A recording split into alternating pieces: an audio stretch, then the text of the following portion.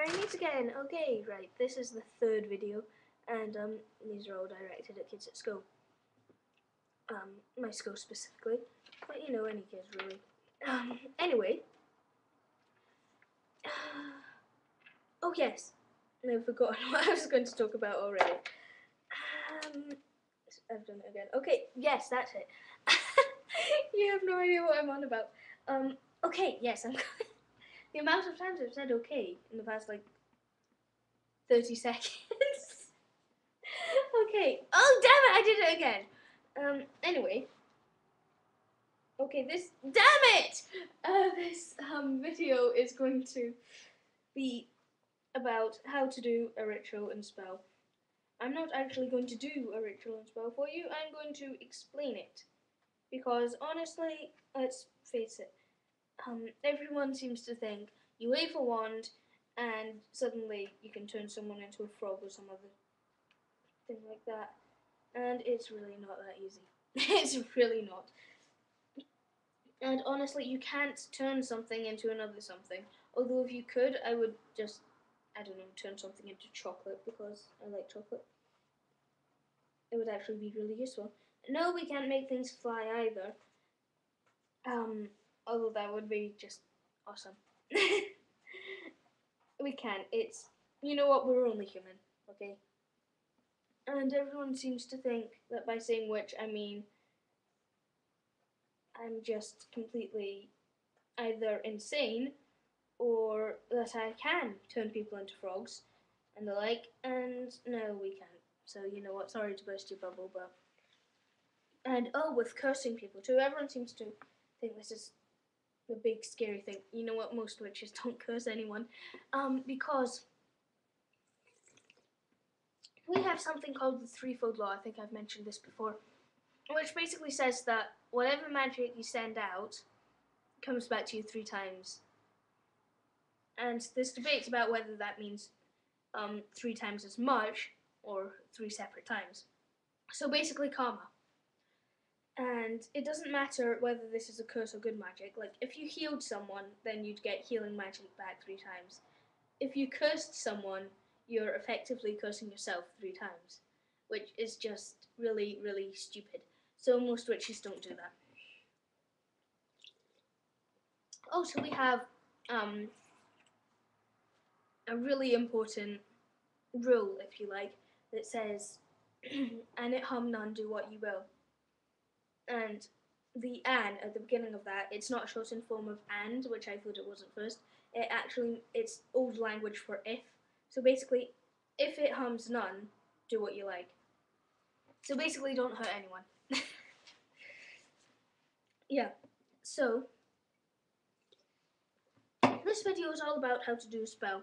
Actually, no, I'm going to be specific here and talk about how to do a ritual. Because rituals are important.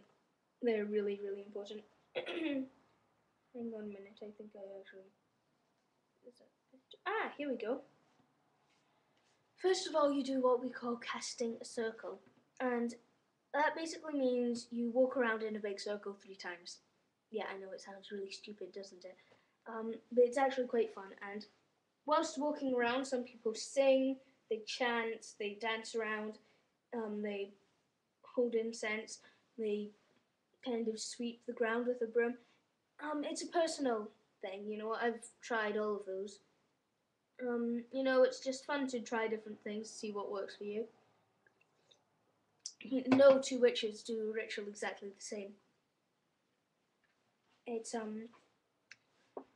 honestly, you know, they're just personal things. Some things work for some people and others don't. So it's really individual, and it makes it really precious and really sacred to an individual.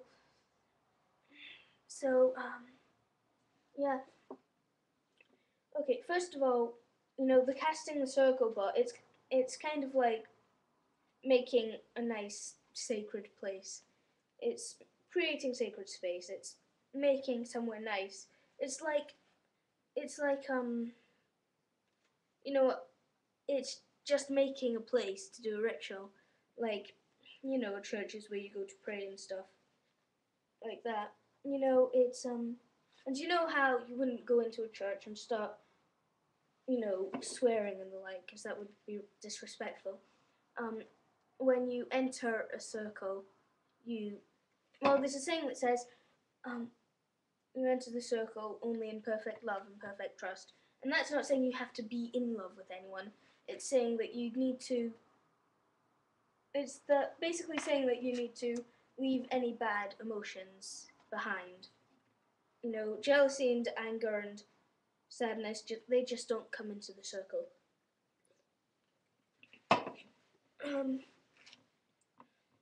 Okay, and then after that, you can. Well, some people do anointing, and that's basically. I don't know much about it, but I haven't researched it thoroughly. But I do know the basics, and basically, you can use different oils specifically for anointing, and it's like how at a baptism or a christening, you know how the minister or the priest, gets water on his or her fingers and then basically touches the baby's forehead with it. Yeah, it's like that. It's some people kind of get, I don't know. I use salt water mainly. I get salt water and draw a pentacle on my forehead. Forehead, like that. Only you can't actually see it. I do that, and it's kind of. I see it as a sort of way of purifying your outer body as well. Oh, by the way, before a ritual, most people tend to, have a shower or a bath, and they don't use. And, they basically wash, and they don't use. You use soap and shampoo and stuff, but it tends to be for a for washing before a ritual. It tends to be, none of that artificial stuff, just natural. Anyway, then some people like to sing and chant after this, after the anointing, and then there's something at a full moon ritual. There's something called drawing down the moon. And it basically means, accepting. It doesn't mean sitting there with a notepad and drawing the moon. It means sort of like although some people can if you like. It means kind of accepting the moon's power into yourself, if you get what I mean. Basically, some people tend to visualize the light or white light. That rhymes. White light. Anyway, white light kind of coming down from the moon and accepting it into yourself. You visualize the moon. You see the moon, and you visualize the power coming down, and then you visualize it going into yourself.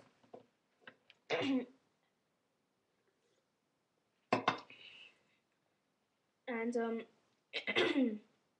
let's see what else.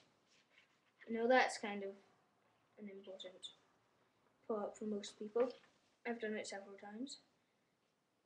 And then invoking the elements. The elements are earth, air, fire, and water. And you basically say something along the lines of, you can use angels if you like. You can say, I don't know, hail to the angels of the north, element of earth, for example. And then hail to the angels of the east, element of air, and then so on for the other elements. And then that's the elements invoked. And then you invoke spirit. And basically just say the same, basically. Hail to spirit, something along those lines. And then you invoke the goddess and the god. And, I just like using hail, it sounds cool. So, I would say, let's see, most recently, I started invoking Aradia instead of, I used to invoke Nut a lot, and I've invoked lots of goddesses over my time practicing, but I've started invoking Aradia, and it really it depends on the purpose. For a spell, say you were doing a love spell, you'd invoke Aphrodite or Venus because they're the goddesses of love. Say you were doing a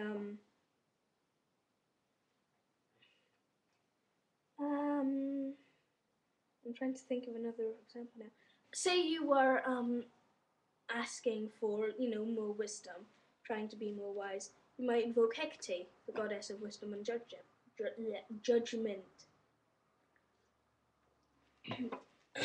Things like that.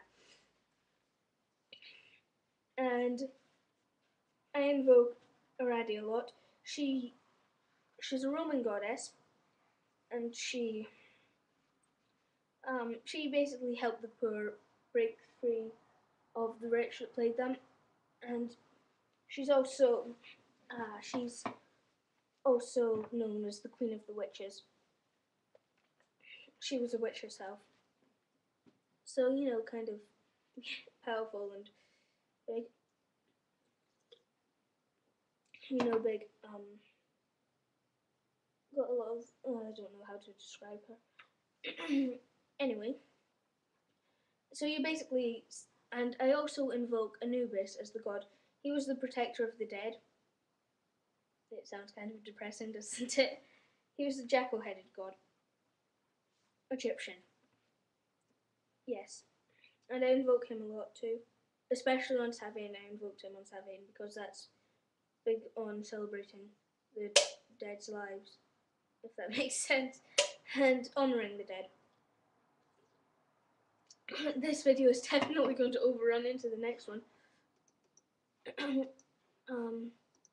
I've just published a second video.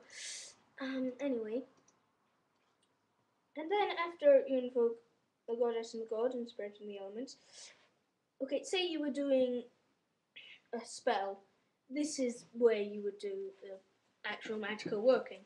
Well, actually, no, you wouldn't. You would do that after. Hang on, what have I got written in here? Anyway, okay, first of all, you'd raise energy, or raise power, or, whatever you want to call it. And you do that. No, there's loads of ways you can raise power. And let's see, for this specific ritual, I decided I was going to dance around in a circle. And it was, you know what, anyone looking at it would have thought that I'd just gone insane and started randomly dancing. And, dancing really badly, but it was fun. And it was spiritual, and that's what's important. And then also drumming. I don't actually have any drums, I just drummed on the floor quite quietly because it was about 2 AM and everyone else was asleep. And then meditating as well. I meditate a lot. It really helps, broaden the mind and try and stay calm a lot more. And yes, then you do the magical working after raising power. And say you were going to do a spell for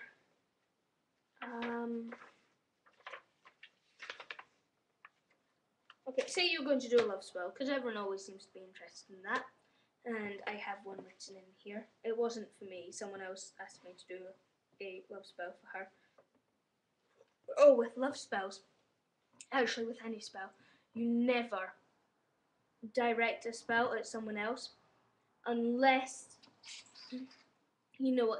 unless they've asked you to do a spell for them, not at them.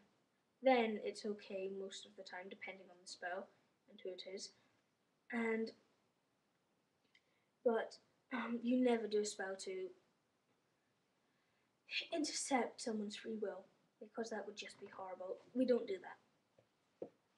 It's really important that we don't do that. And say with love spells, if you know what, say there's this really cute guy in your class that you have a huge crush on, for example. I've seen this example used a lot, so I might as well. You wouldn't do a spell to try and get him to go out with you. You would do a spell, you would do a spell, basically to